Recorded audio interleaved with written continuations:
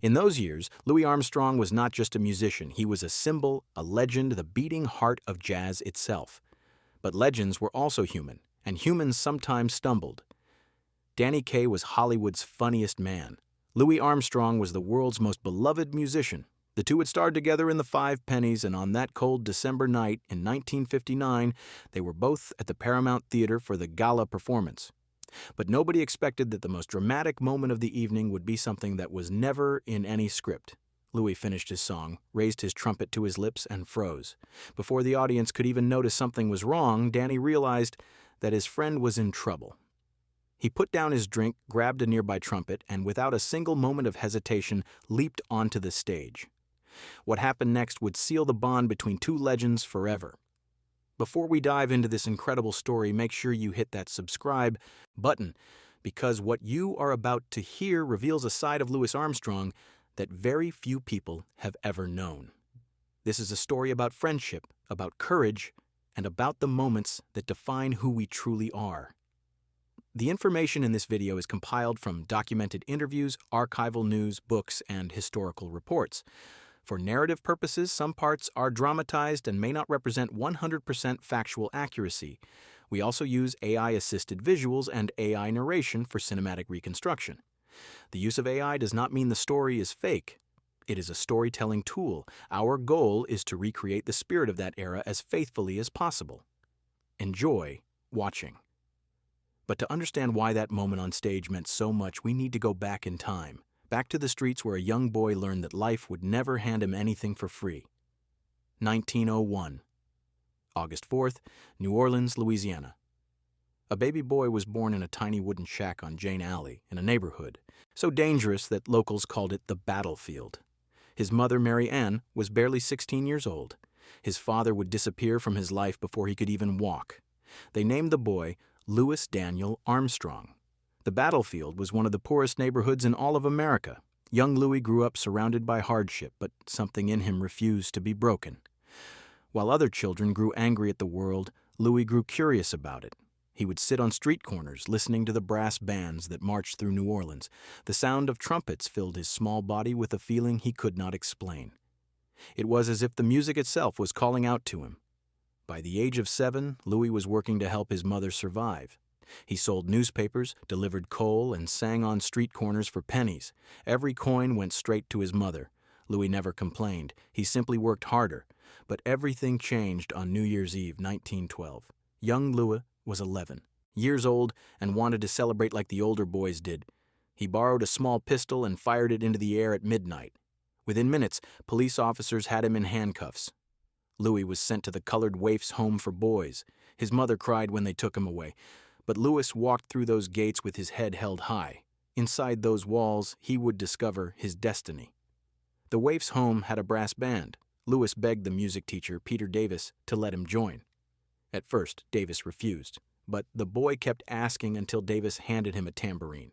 Within weeks, Louis had earned his way to the bugle. Within months, he was playing the cornet. Louis did not just learn music, he transformed it. The other boys played notes exactly as written. Louis played them differently, adding flourishes, bending melodies. Peter Davis told him words he would never forget. "You have a gift, son. Never let anyone take it from you. Have you ever had someone believe in you when nobody else did?" For Louis Armstrong, that person was Joe King Oliver. King Oliver was already a legend in New Orleans when he heard young Louis play. He immediately recognized that this kid was special. Oliver took Louis under his wing and taught him everything about music and performance, but more importantly, Oliver taught Louis that talent without humility was worthless. In 1922, Louis received a telegram from King Oliver in Chicago. Oliver wanted him to join his Creole jazz band. Louis did not hesitate, and he packed his bags and boarded a train heading north. Chicago in the 20s was on fire with creativity, and Louis was about to pour gasoline on those flames. By the end of the 1920s, Louis Armstrong had become the most famous jazz musician in the world. People called him Satchmo. He had gone from a barefoot boy in New Orleans to an international superstar. If you are enjoying this story, take a moment to hit that like button. It really helps us bring more incredible stories to you. By the 1950s, Louis Armstrong was no longer just a musician, he was an institution. He had appeared in dozens of films, toured every continent, and performed for presidents and kings. But behind the famous smile, Louis was getting tired. The endless touring, the constant performances, the pressure of being a symbol for an entire generation of musicians was taking its toll. In 1958, something new came along. Producer Jack Rose approached Louis about appearing in a film called The Five Pennies, a biographical movie about jazz cornetist Red Nichols. The film would star Danny Kaye as Nichols, and Louis would play himself. It was a perfect fit. Now let me tell you something about Danny Kaye. By 1958, Danny was one of the biggest stars in Hollywood. He was known for his incredible comedic timing, his musical talent, and his ability to make anyone laugh. But what most people did not know was that Danny Kaye had a deep, almost reverent respect for jazz musicians. He had grown up listening to Louis Armstrong's records and considered him one of the greatest artists who ever lived. When Danny learned that Louis would be in The Five Pennies, he was thrilled. But he was also nervous. This was Louis Armstrong, the man who had revolutionized music. How do you act alongside a living legend? The filming went better than anyone expected. Louis and Danny discovered they had an instant chemistry. Between takes, they would sit together and talk for hours about music, about life, about the struggles they had both faced in their careers. Danny was a Jewish kid from Brooklyn who had clawed his way to the top. Louis was a black man from the poorest streets of New Orleans who had done the same. They understood each other in ways that transcended words. What do you think made their friendship so special? Was it their shared love of music or something deeper? Let me know in the comments. One day during filming, something happened that would define their relationship forever. Louis was having trouble with a particular scene. His health had not been great lately, and the long hours were wearing him down. Danny noticed that Louis seemed distracted, exhausted. Instead of going to his trailer during the break, Danny walked over to Louis and sat down beside him. For a long time, neither of them spoke. Then Danny said something that surprised everyone on set. He told Louis that watching him perform was like watching a master painter create a masterpiece. He said that every note Louis played taught him something about what it meant to be an artist. Louis, who had heard compliments from presidents and royalty, was deeply moved. Coming from Danny, those words meant something different. They came from a place of genuine understanding. From that day forward, their bond was unbreakable. When The Five Pennies wrapped filming, Louis and Danny promised to stay in touch, and they did. They called each other regularly, attended each other's shows, and defended each other in the press whenever critics came calling. The Five Pennies premiered in June of 1959 and was a massive success. Critics praised the film and audiences loved the musical numbers, especially the scenes featuring Louis Armstrong. The studio decided to organize a special gala performance at the Paramount Theater in Hollywood to celebrate the film's success. Both Louis and Danny would perform live. But in the weeks leading up to the gala, something was wrong with Louis. He was 58 years old now, and the decades of constant performing had taken a serious toll on his body. His doctor had warned him to slow down, to take fewer engagements, to rest.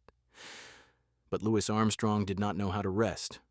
Music was his life. Without it, he did not know who he was. The night before the gala, Louis could not sleep. His mind was racing, filled with anxiety he had never experienced before. For the first time in his life, he felt genuinely afraid of going on stage. Not because of the audience, not because of the critics, but because of something he could not explain. A feeling that something was slipping away from him. His wife, Lucille, noticed his restlessness.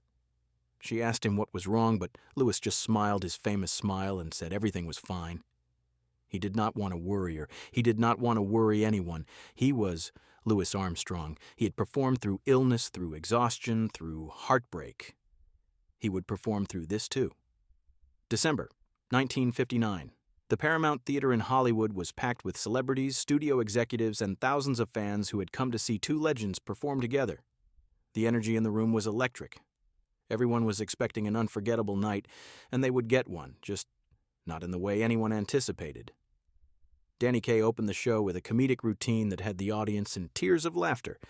Then came the musical numbers from the film, performed by a full orchestra. The crowd was loving every minute. And then it was time for the moment everyone had been waiting for. Louis Armstrong would take the stage. Louis walked out to thunderous applause. The spotlight hit him, and for a moment everything felt normal. He smiled his famous smile, waved to the crowd, and launched into one of his signature songs. His voice was strong, his timing perfect. The audience was captivated. But as the song reached its climax, something began to change. Lewis finished the vocals and raised his trumpet to his lips for the instrumental break. This was the moment the audience had been waiting for, the moment when Satchmo would blow those golden notes that had made him famous around the world. And then nothing happened. Louis's fingers touched the valves, but they would not move.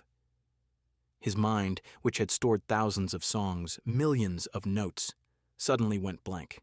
50 years of muscle memory, of practice, of performance, simply vanished. Louis Armstrong, the greatest trumpet player who ever lived, had forgotten how to play. The seconds stretched into eternity. Louis stood there, trumpet at his lips, frozen. His eyes widened with a panic that no one in that audience had ever seen before. This was not stage fright. This was something far more terrifying. It was as if someone had reached into his mind and erased everything he knew. Backstage, Kaye was watching from the wings. He had been ready to join Louis for their duet later in the show, but something in his friend's posture made him stop cold. Danny had known Louis for years. He knew every gesture, every expression. And what he saw now was not the confident legend. It was a man in crisis. Danny did not hesitate for even a second. He spotted a trumpet sitting on a stand near the stage entrance, grabbed it, and leaped onto the stage. The audience gasped, then erupted in cheers. They thought this was part of the show, a surprise appearance by Kaye to join his co-star. They had no idea what was really happening. Danny walked up to Louis, trumpet in hand, and did something that only a true friend would think to do. He did not ask if Louis was okay. He did not draw attention to the crisis. Instead, he raised his own trumpet and played a few notes as if inviting Louis to join him in an impromptu duet. In that moment, their eyes met. Louis looked at Danny, and Danny looked at Louis. No words were exchanged, but everything was communicated. Danny's eyes said, "I am here." Louis's eyes said, "Thank you." Something miraculous happened in that moment. Whether it was the sight of his friend standing beside him or the simple act of not being alone, something unlocked in Louis's mind. The fog lifted. His fingers remembered what to do. And slowly, hesitantly at first, then with growing confidence, Louis began to play. The two men performed an improvised duet that was never rehearsed, never planned, never written in any script. Danny was not a professional trumpet player, but he knew enough to follow Louis's lead, to fill in the gaps, to make it look like this had been the plan all along. The audience went wild. They were witnessing something special, even if they did not fully understand what.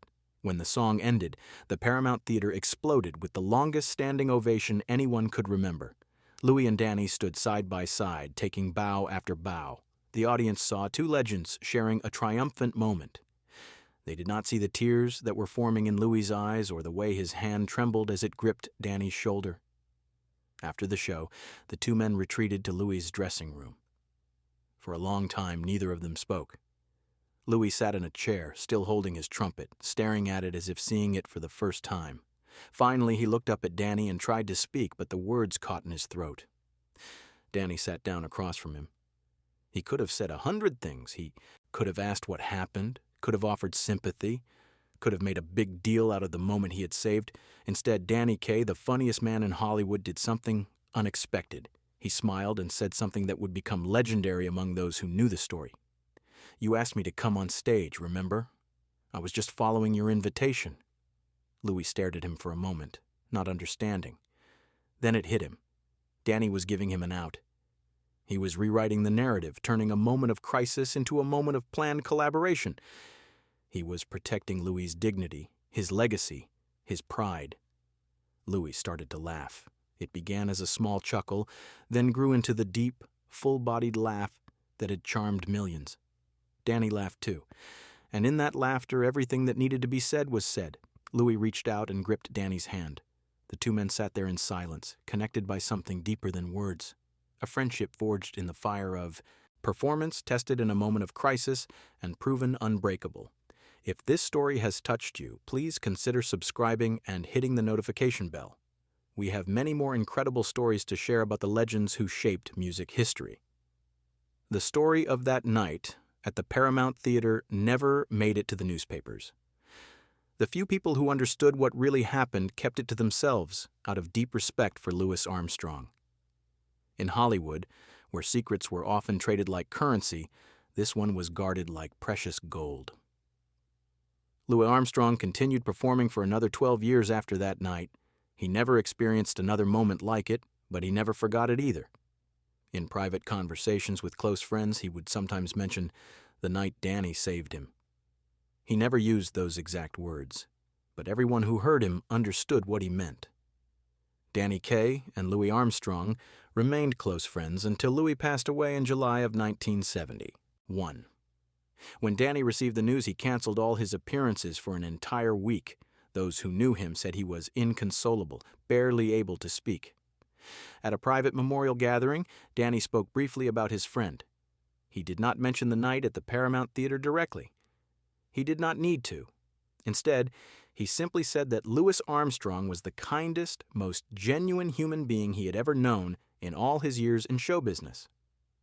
There is a lesson in this story that goes beyond music, beyond friendship, beyond even the moment itself. It is about what we do when we see someone struggling. Do we look away and pretend not to notice? Or do we leap onto the stage, grab whatever instrument is nearby, and stand beside them in their darkest hour? Danny Kaye could have stayed in the wings that night. Nobody would have blamed him. Nobody would have even known what was happening. But Danny did not stay in the wings. He jumped into the spotlight not to steal it, but to share it with someone who needed him desperately. That is what true friendship looks like. It does not ask for credit. It does not seek recognition or applause. It simply shows up when it is needed most, without hesitation, without question. Louis Armstrong played his trumpet for millions of people around the world throughout his incredible career. But on that December night in 1959, the most important person he played for was standing right beside him, holding a trumpet he barely knew how to play, pretending that everything was going exactly according to plan. Somewhere in the halls of the old Paramount Theater, if you listen closely enough, you can still hear the echo of that improvised duet. Two friends, two legends, playing not for the audience, but for each other. That is the sound of true friendship. That is the story of Louis Armstrong and Danny Kaye. A story about music, yes, but more importantly, a story about the moments that reveal who we truly are. When the spotlight is brightest, when the pressure is greatest, when everything seems to be falling apart, there is nothing more powerful than knowing someone has your back. Thank you for watching. If this story moved you, please share it with someone who needs to hear it today. And remember, in a world that often celebrates individual success, the greatest triumphs are the ones we share with the people who stand beside us. Until next time.